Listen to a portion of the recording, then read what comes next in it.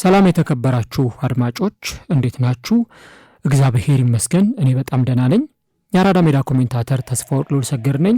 አራዳ ሜዳ ኦፊሻል የዩቲዩብ ገጻችን ላይ ትገኛላችሁ። ዛሬ ደግሞ ለእናንተ ለአድማጮች አንድ ርዕሰ ጉዳይን ይዘን መጥተናል። የሚሼል አንቶኒዮን ጉዳይ እንመለከታለን። ሚሼል አንቶኒዮ እንግዲህ ብዙዎቻችን በተለይም የ2025 የአዲሱ ዓመት ከመግባቱ አስቀድሞ ባጋጠመው የመኪና አደጋ ምክንያት ምን አይነት ርዕሰ ዜናዎች ሲወጡ እንደነበር ብዙዎቻችን እናስታውሳለን። እንግዲህ ከዛ በኋላ ተጫዋቹ በምን አይነት ሁኔታ ላይ ነው የሚገኘው፣ እንዲህ ያሉ ጉዳዮች በስፋት ሲነሱ ቆይተዋል። ከነዛ እጅግ አሰቃቂ ከሚባሉ ጊዜያት በኋላ ተጫዋቹ ለመጀመሪያ ጊዜ ከቢቢሲ የጠዋት የላይቭ ፕሮግራም ጋር ቆይታ አድርጎ ነበርና የተለያዩ ሀሳቦችን ሰጥቷል። በተለይ ጉዳቱ እንዴት እንደነበር፣ በሱ ላይ ስላሳደረበት ጫና፣ እንዲሁም ደግሞ በአጠቃላይ ምናልባት ወደፊት ደግሞ እግር ኳስ ይጫወታል ወይስ ደግሞ ይህ የመጨረሻው ነው የሚለውንም ጉዳይ እንደዚሁ አንስቷል። ይህንን ጉዳይ እንመለከታለን። እንግዲህ ተጫዋቹን ብዙዎቻችን በዌስትሃም ዩናይትድ በፊት መስመር ተጫዋችነቱ እናውቀዋለን። 9 ቁጥር መለያ የሚለብሰው በጣም ግዙፉ የፊት መስመር ተጫዋች፣ ምናልባት በየሳምንቱ ዊኬንድ ዊክአውት ግብ የሚያስቆጥር ተጫዋች ላይሆን ይችላል።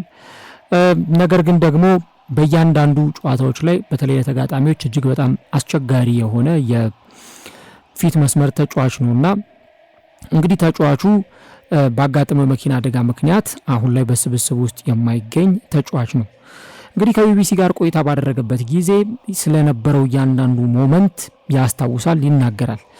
ያጋጠመው ሁኔታ ምን ነበር ከሚለው ጋር አያይዞ ተጫዋቹ የሚያስታውሰውን ወይም ደግሞ በሱ ትውስታ ውስጥ የነበሩትን ነገሮችና ከዛ በኋላ ደግሞ ያጋጠሙት ሂደቶች ምን ይመስሉ እንደነበር ነው ከቢቢሲ ጋር ባደረገው ቆይታ ይህ ተጫዋች የተናገረው።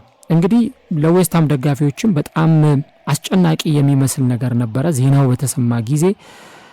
በእርግጥ ለተጫዋቹ ከምንም ነገር በላይ ወደ እግር ኳስ ሜዳ ይመለሳል አይመለስም፣ ወይም ደግሞ በእግር ኳስ ሜዳ ላይ እንመለከተዋለን አንመለከተውም ከሚለው መከራከሪያ ባሻገር የተጫዋቹ ጤንነት እንዴት ያለ ነው፣ የመኪና አደጋዎች ወይም ደግሞ በጣም አስጨናቂ የሚባሉ እንዲህ ያሉ ክስተቶች ሲፈጠሩ የተጫዋቾቹን ደህንነት ያማከሉ መረጃዎች እንዲወጡ በደጋፊዎች ዘንድ ይጠበቃሉና ሚሼል አንቶኒዮም በተለይ ባጋጠመው መኪና አደጋ ምክንያት ብዙ የዌስትሃም ደጋፊዎች እንዲሁም ደግሞ ሌሎችም ተጨንቀው ነበር። እሱም እንግዲህ በዚህ ቃለ መጠይቅ ላይ እንደተናገረው ሙሉ በሙሉ ግራ እግሩ እንደተሰበረ ጭምር ነው የተናገረው። እንደውም ቃል በቃል ምን ብሎ ነው የተናገረው? ኮምፕሊትሊ ሻተርድ የሚል አስተያየት ነው የሰጠው። በዛ ሰዓት ንፋሳማ አየር ነበር። ከንፋሱ ባሻገር ደግሞ እርጥበት ያለበት አየር ነበር። እንዲሁም ደግሞ በጣም አስፈሪ ሁኔታዎች ነበሩ ሲል ይናገራል። ሆሪፊክ ሲል ነው ይህንን ሁኔታ የሚገልጸው። ከዛ ውጪ የነበሩትን ሁኔታዎችም ሲናገር ሚሼል አንቶኒዮ በተለይ በዛ ወቅት መኪና በሚያሽከረክርበት ጊዜ ያጋጠመው ነገር በፍጹም ያላሰበውና ያልጠበቀው ነገር እንደሆነ እንዲሁም ደግሞ ከዛ ጋር ተያይዞ ባጋጠመው ነገር ምን አይነት ድንጋጤ ውስጥ ሊገባ እንደሚችልም ጭምር ይህ ተጫዋች ተናግሯል። እሱ እንደሚለው በጣም የሚያስገርም ነገር ነው። ምክንያቱም በዛ ሰዓት ላይ ሰዎች ምን ሁኔታ ላይ እንደነበርኩኝ ከዛ በኋላ ተነግሮኛል። እግሬ ሙሉ በሙሉ ተሰብሯልና ከመኪናው ወንበሮች መካከል ነበረ የተገኘሁት የሚል አስተያየትን ሰጥቷል። ፖሊሶቹ መጥተው ሲያገኙኝ በሁለቱ መቀመጫዎች መካከል ነበርኩ። ኢቭን በሹፌሩ መቀመጫ ላይ እንኳን አልነበርኩም። በመስኮት ለመውጣት የሞከርኩ ይመስለኝ እንደነበር ሰዎች ነግረውኛል። ነገር ግን እግሬ በጣም ስለተሰበረ ህመሙ መውጣት እንዳልችል አድርጎኝ ሊሆን ይችላል ሲል በዛ ጊዜ ተፈጥሮ የነበረውን ነገር እንደው በመገመት አንጻር ይሄንን ይናገራል። እንግዲህ የመኪና አደጋው ሲያጋጥመው ያንን ነገር ለማምለጥ ምን አይነት እርምጃዎችን ለመውሰድ ሲሞክር እንደነበር በተወሰነ ጨረፍታ ያስታውሳል። ያ ቢሆንም ግን እሱን ለማውጣት እንኳን በጣም አስቸጋሪ ነበር። እንግዲህ በዛ ሰዓት ላይ የነበሩ ምስሎችን ብትመለከቱ በጣም የሚዘገንን ነው። ከዛ ውስጥ የትኛውም ሰው ምናልባት በፈጣሪ ተአምር ካልሆነ በስተቀር ይተርፋል ተብሎ መገመት አይቻልም። ምክንያቱም ያጋጠመው መኪና አደጋ በጣም በጣም በጣም ዘግናኝ ስለነበር፣ ግን ደግሞ ተጫዋቹ የመቆየት እድልን አግኝቶ በህይወት ሊተርፍ ችሏል ማለት ነው። እናም እሱ ሲናገር በጣም ከፍተኛ የሆድ ስሜት ተሰምቶኝ ነበር፣ የሆነ እንግዳ ስሜት ተሰምቶኝ ነበር፣ ለመሞት የተቃረብኩ ያህል ይመስለኛል። እናም ከጉዳቱ በኋላ ፎቶዎችን ተመልክቻለሁ። ነገር ግን እናንተ ካያችሁት በላይ በምስል ከተመለከታችሁት በላይ 10 እጥፍ የከፋ የመኪና አደጋ ነበር። መኪናው ፍጹም ምስቅልቅል ብሏል፣ ለኔ እጅግ በጣም ከባድ ነበር የሚል አስተያየት ሰጥቷል። እንግዲህ ቅድም እንዳልኳችሁ የሚወጡትን ምስሎች ስትመለከቷቸው በጣም የሚዘገንኑ ናቸውና ተጫዋቹ ይተርፋልም ተብሎም አልታሰበምም አልተገመተምም። እንደውም ከዛ በኋላ በነበሩት ጊዜያት ላይ ብዙ ነገሮችን ሲባል ነበር። ተጫዋቹ ወደ ሕክምና እንደተወሰደ ከዛም ባሻገር ደግሞ ኢቭን ከዛ በኋላ ራሱ ወደ ስፖርቱ ወደ እግር ኳሱ ይመለሳል አይመለስም የሚሉ በጣም ብዙ ጭቅጭቆችን ሲያስነሳ ነበር። አንዳንድ ሪፖርቶች እንደውም እንደተናገሩት ተጫዋቹ ከዚህ በኋላ ወደ እግር ኳስ ሲመለስ አታዩትም የሚሉ ነገሮችን ሲናገር ነበር። እንግዲህ ሚሼል አንቶኒዮ የ6 ልጆች አባት ነው እና ሲናገር በጣም አስቸጋሪው ነገር ያ የመኪና አደጋ ሲያጋጥመኝ ምናልባትም ብሞት ለልጆቼ አልቆይም ነበር። ነገር ግን አሁን ቢያንስ በህይወት መቆየቴ ቢያንስ በህይወት መትረፌ አዎንታዊውና ጥሩ ነገሩ ነው። ለልጆቼ ለመኖር ሌላ እድል ተሰጥቶኛል። በዚህም በጣም ደስተኛ ነኝ ብሎ ሚሼል አንቶኒዮ ተናግሯል። እንግዲህ ታህሳስ ወር ላይ የፈረንጆቹ ገናቸውን ለማክበር የተዘጋጁ በነበረበት ወቅት ላይ ነው ሚሼል አንቶኒዮ ይሄ የመኪና አደጋ ያጋጠመው። የኔ ትልቁ ልጅ 13 ዓመቱ ነው አለ ሚሼል አንቶኒዮ ሲናገር። እያንዳንዱን ሁኔታ ተመልክቶታልና ሲታገል ነበር። ነገሩ በጣም ዘግናኝ አደጋ ስለነበር ያንን ነገር አይቶ አይምሮ ያንን አናላይዝ ለማድረግ በጣም ተቸግሮ ነበር ይላል። ምክንያቱም እንደዚህ ባሉ ልጆች ላይ ከባድ የሆኑ አደጋዎችን ሲመለከቱ የወላጅ አባትን ያውም የመሰለ አደጋ ሲመለከቱ ያንን ውስጣቸው የሚያስተናግድበት ምን ከባድ ነው። እንግዲህ እሱ ያንን ነገር ተመልክቶታል። ከዛ በኋላ ግን ኢንተርኔት ከመመልከት ተቆጥበን ነበር ይላል። ያን የመኪና አደጋ ከተፈጠረ በኋላ እሱና ቤተሰቡ ምክንያቱም የደቀቀ የተጋጨ መኪና ጭርምትምት ያለ መኪና ነበር በየኢንተርኔት መረቡ ላይ ሲለቀቅና ሲወጣ የነበረው። በአንጻሩ ደግሞ የሱ ታናሹ ልጅ ደግሞ ያን ነገር ተመልክቶ ምን እንደሆነ እንኳን በቅጡ ሊረዳው እንዳልቻለም ጭምር ተናግሯል። ሚሼል አንቶኒዮ በዚህ ብቻ ያበቃም።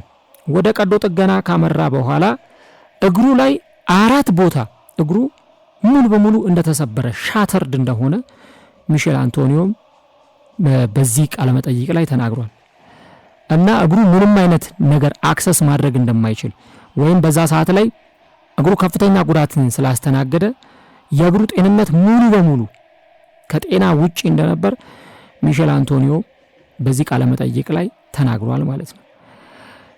ለ3 ወራት ያህል እግሩ ላይ ምንም አይነት ክብደት እንዳይጨምር ተነግሮታል ተጫዋቹ።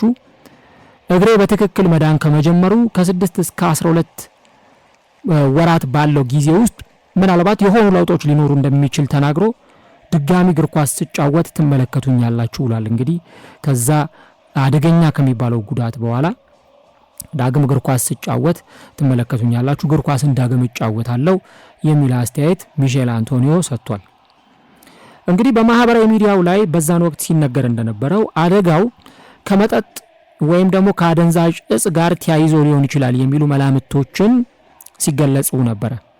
ተጫዋቹ ወይ አደንዛዥ እጽ ተጠቅሞ ነው መኪናውን ሲያሽከረክር የነበረው አሊያ ደግሞ መጠጥ ጠጥቶ ነው ሲያሽከረክር የነበረው የሚሉ መላምቶች እንዶ ግምቶች ሲነሱ ነበር።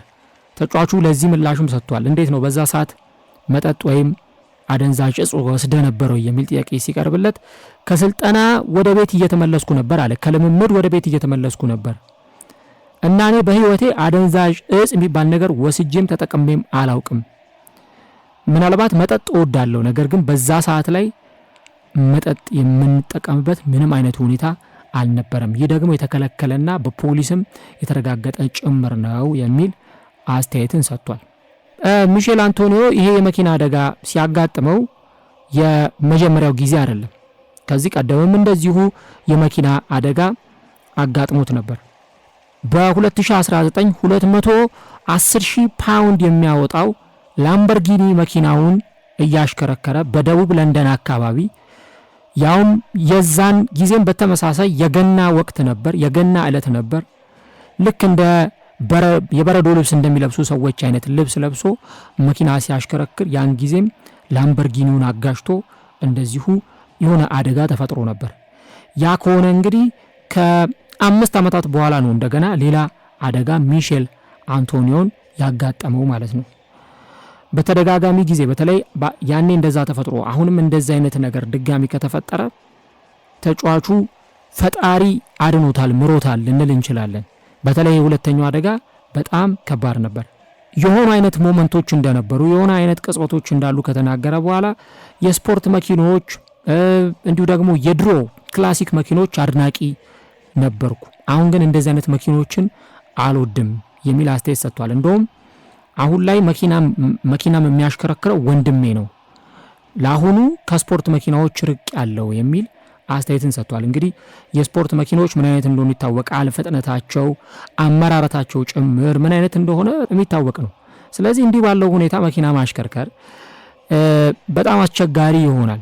ተጫዋቾች መኪናዎቻቸውን ሲያሽከረክሩ ከቤት ወደ ልምምድ ማዕከል ከልምምድ ወደ ቤትም ሲመለሱ መኪናዎቻቸውን እያሽከረከሩ ነው የሚመለሱት። ይሄ ያው የተለመደ ጉዳይ ነው።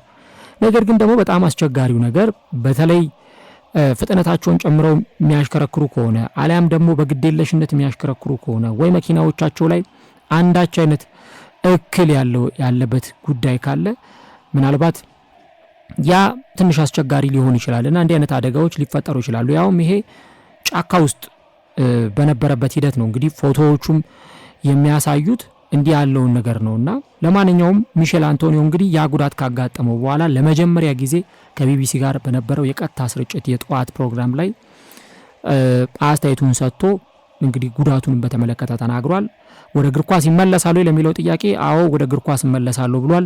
ነገር ግን ያ ደግሞ ሲሆን የ6 ወራት አሊያም የ1 ዓመት ጊዜን ሊፈልግ ይችላል። ከዛ በኋላ ባሉት ጊዜያት ያማለይ ግን ተጫዋቹ አሁን በጥሩ ጤንነት ላይ ይገኛል። በተለይ የእግሩ ሙሉ በሙሉ መሰበር ደግሞ ቶሎ ወደ እግር ኳስ እንዳይመለስ ሊያደርገው ይችላል።